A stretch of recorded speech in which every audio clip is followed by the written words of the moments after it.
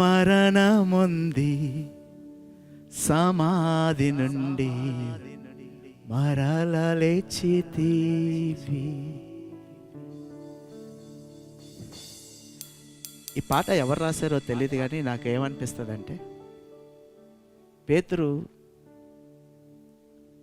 ఓర్చుకోలేక ఏడుస్తూ ఆ రూమ్లో కూర్చుని ఆయనే పాడాడేమో అనుకుంటాను.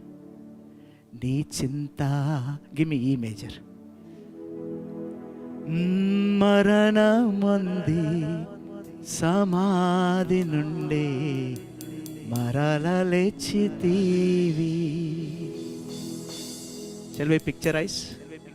పేతురు అక్కడ కూర్చొని, నీ చింత వలన నాకు శాంతి కల్గెన్, నీ సిల్వ వలన కిరీటం.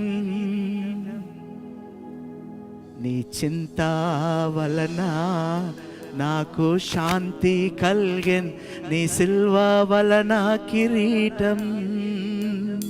నీ మరణమే నా జీవమాయే, నీ ప్రేమ గొప్పదెంతో.